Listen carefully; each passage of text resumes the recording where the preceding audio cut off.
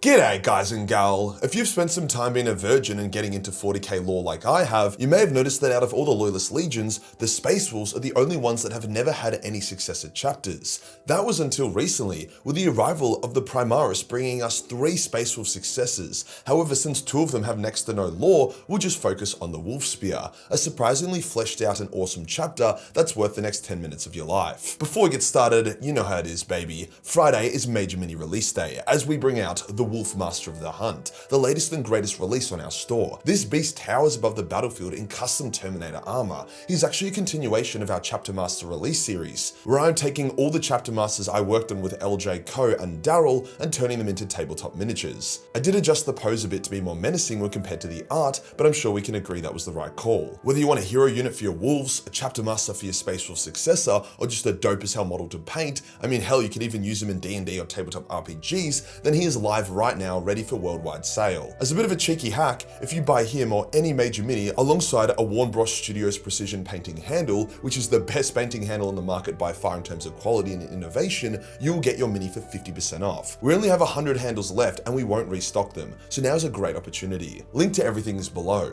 Today we'll go over the Wolfspear Successor chapter, detailing why they were the first successful Space Wolf Successor, what happened to the others, and what is unique about them. Let's get into it. Space Wolf Gene Seed is a lot more mystical and warpy than most other legions. Whilst the Imperial Fists and Ultramarines can recruit from anywhere in the galaxy without issue, the quality of each recruit not changing much depending on world they came from, the Space Wolves can only really recruit from Fenris, with the blood of Fenris needing to course through their veins to be compatible with the Canis Helix, the special wolfy shit that makes Space Wolves Space Wolves. So that was issue number 1, only being able to recruit from Fenris despite the initial Space Wolves being Terran recruits. After the heresy, the Space Wolf Legion had been massively reduced to a handful of warriors. After all, they attacked Prospero, then were attacked by the Alpha Legion, then were attacked by a force featuring all traitor legions. By the time the heresy ended, they had gotten fucked in their hairy assholes. When the legions were ordered to break up into successors, the wolves were like, whatever buddy, and ignored the order, although they barely had enough warriors left to create successors out of. However, there was actually an attempt soon after the heresy to create a number of Space Wolf successors that would encircle the Eye of Terror and act as this living, vicious shield for the Imperium. However, Magnus attacked Fenris, and although he was defeated, he managed to destroy the Gene Seed vault of the new successors, and he also killed the only Space Wolf with the knowledge on the project, so that more or less ruined any chance of Space Wolf successors being born out of that. To combat their lack of successors, which is actually pretty shit since it's not uncommon for successors to reform into demi-legions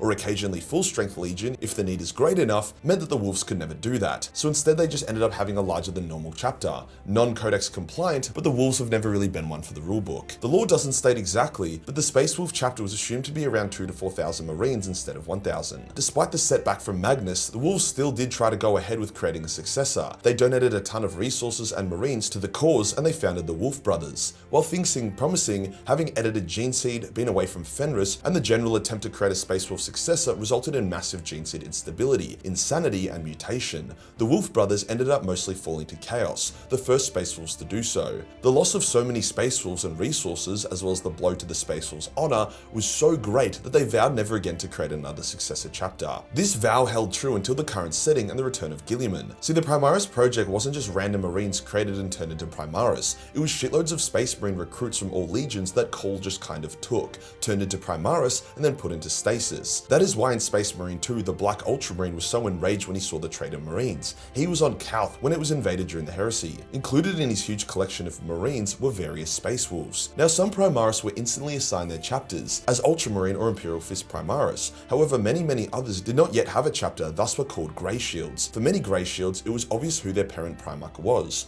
Ravenguard descendants had the pale skin and black eyes. Salamanders were, salamanders. The Space Wolves Grey Shields were another obvious one, especially to each other, as their sense of smell detected the Canis Helix within each other, and they naturally ended up forming Grey Shield packs. The final battle of the Indomitus Crusade was the Battle of Raucus, where Guilliman's tactical brilliance was on full display. Despite facing off against the Wordbearers, Black Legion, Iron Warriors and various other Chaos warbands, Guilliman fucked them up at every point in the battle. He used the Sisters of Silence to cut off demonic reinforcement, he outmaneuvered and destroyed the Chaos fleet. Even the Iron Warriors, Masters of Siege, were decimated by the overwhelming righteous fury of the Primaris. The traitors were slaughtered, and Guilliman held his own mini-triumph, declaring the Indomitus Crusade over and that all Grey Shields would be dispersed into the galaxy, either to join chapters or form their own new ones. The Wolfspears were one such new successor chapter, a Space Wolf Successor chapter made entirely of Primaris Space Wolves. They were given the task of guarding the Pit of Raucus. See, whilst the Chaos forces were defeated, there was still a large warp rift in the area that enemies could emerge from, so the chapter was created as a direct response to that. They were a bit pissy that they were assigned as guard dogs, but they fulfilled their duty with honor. A lot of the new chapter was really nervous that their parent Space Wolves would not accept them as true sons of Russ due to their distance from Fenris. Some Space Wolf Grey Shields were even taken to Fenris to be presented to the Space Wolf chapter as new recruits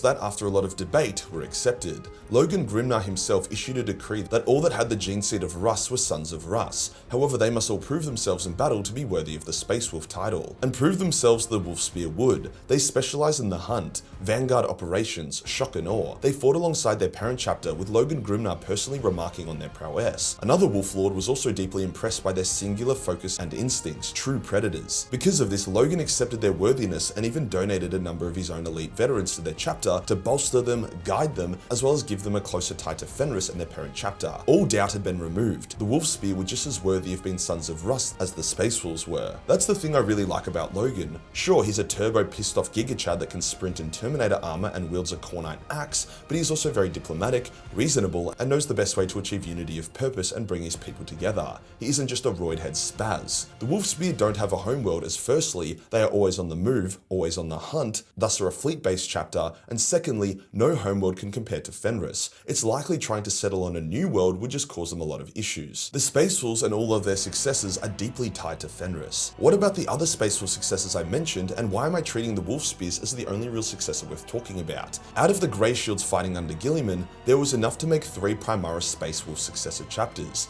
The Ice Fangs were one such successor. Unlike the Wolfspear, who were made up of the Hunters, the Ice Fangs were more mystical and attracted most of the rune priests. Thus, their chapter is known for having a very high amount of psychers and mystics, which is pretty cool. Now, that doesn't mean the Wolfspears don't have rune priests or mystics. In fact, they are huge fans of their rune priests, but the Ice Fangs have more, and the Wolfspears fucking love using the Hounds of Morkai, which are special squads of Psyker Hunters. The third and final Primaris Space Wolf successor are the Moon Eaters, who we don't really know much about. I assume they aren't known for taking off their helmets and just taking bites out of moons and shit. They only really exist because a White Dwarf employee featured them in one of the magazines, which beyond that, they have absolutely no lore. Even the Ice Fangs, who are conceptually quite dope, have fuck all lore, which is why this video is just focused on the Wolfspears. Speaking of which, what actually makes the Wolfspears unique? Like, sure, they are hunters that like to be the vanguard, but so do the Space Wolves, to be honest. Well, firstly, the Wolfspears are more sullen and guarded. They do not have the 1,000 years of story and culture of the Space Wolves, so they aren't always bantering, drinking, and laughing. They act like the predators they are, cold and ruthless, something that the Space Wolves actually like about them. In terms of chapter organization, they almost fight as lone predators rather than wolf packs, as the chapter is split into 7 companies, or Jarldoms, each one able to act independently. They are almost always scattered, with each Jarldom having its own alpha, or mini chapter master.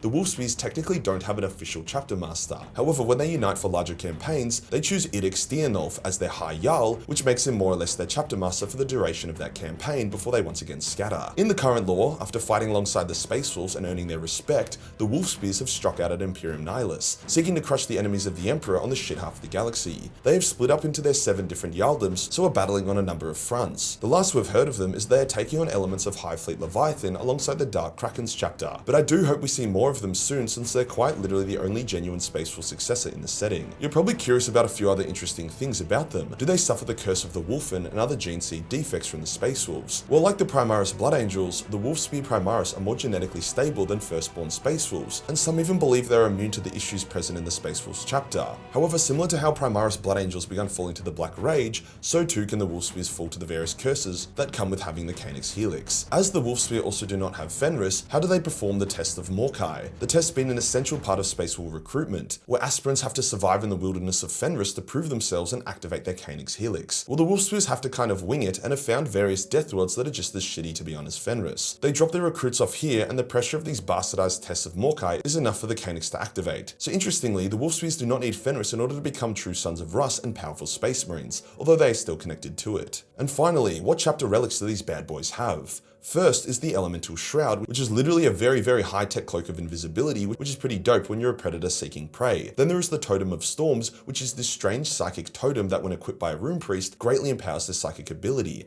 And finally there is Blacktooth, a spicy power sword that may have a demon within it, as it is guarded by rune priests and only given to solo hunters who need to go off and complete some hunt, maybe the assassination of an enemy champion. The blade is then removed from the warrior when he becomes too bloodlusted and returned to the chapter vault. Spicy. Overall, a very well-rounded successor chapter. If you enjoyed the video and you want to support the channel, then pick up the Wolf Master of the Hunt or any other major mini. Hit the subscribe button and hit the real subscribe button for more hunty content. Join the Discord for more memes and I'll see you in the next one. Peace.